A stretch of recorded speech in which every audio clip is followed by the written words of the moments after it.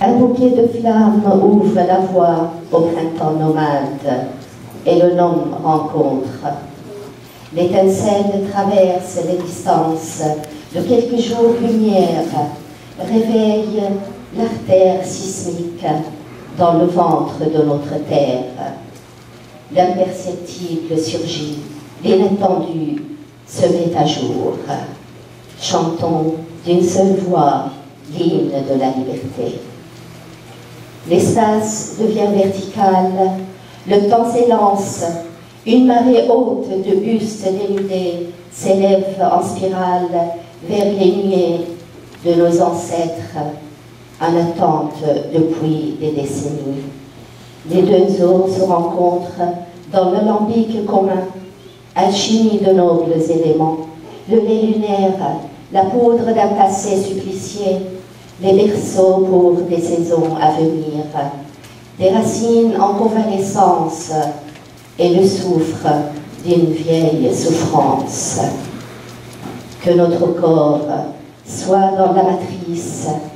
L'écho de la parturition nous arrive chaque jour à l'aube, irisé de sang, et nous apprend comment distiller la matière et extraire l'élixir de l'espoir.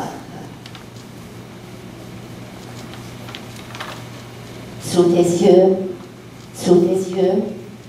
une pâte de chair tuméfiée reprend vie et rencontre dans un silence divin son atroce calvaire. Le berceau de la rose mauve devient cercueil ombragé de seuls pleureurs, image de l'horreur acharnée sous l'égide des bouffons de sa majesté noirceur. Chauve-souris névrose, vampire tout court, pyromane soumise à l'impulsion dévastatrice, esclave de l'épouvante et vipères empaillées de lugubres fantasmes.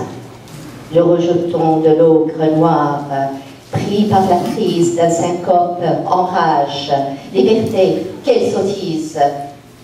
Dans quelle grotte au trésor l'ont-ils découverte, qu'on s'empare d'elle pour agir à notre guise, qu'on verrouille les portes, qu'on les coupe du monde et qu'on les coupe sans pitié un par un, quartier par quartier, qu'on évite de creuser des fosses communes pour de nouveaux charniers, qu'on largue leur corps dans la mer et qu'on baisse le rideau de fer sur la Seine.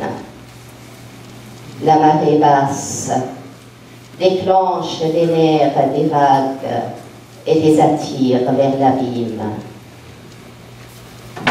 La sauvagerie légendaire prélude l'anamorphose, argument livide, ennemi armé jusqu'aux dents, esprit poussé par les forces sataniques, espion infiltré, etc.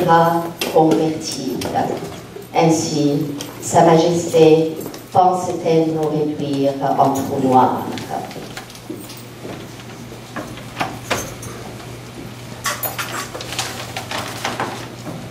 Ne pleure pas, bel ange du langage, si tu n'arrives jamais d'écrire l'abjecte des mesures.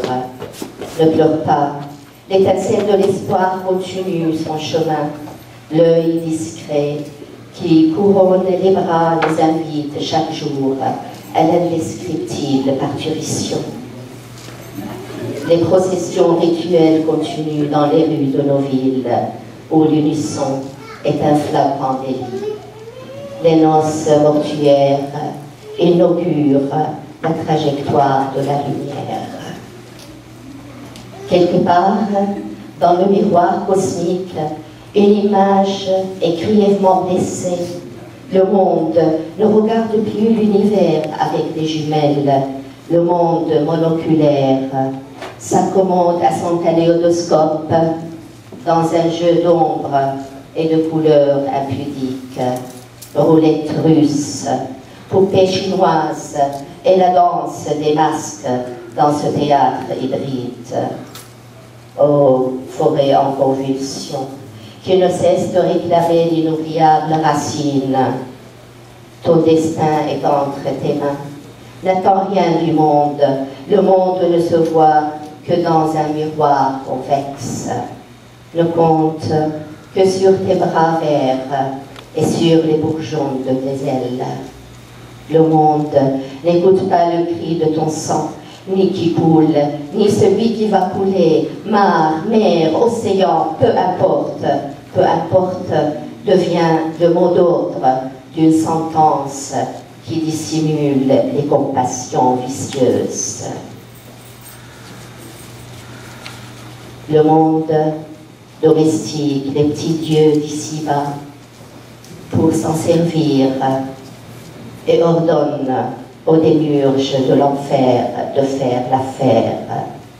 Ô théâtre immonde, un peu de respect au pied de chemin de croix de l'enfant icône Hamza, de ses frères et sœurs, messagers de la liberté.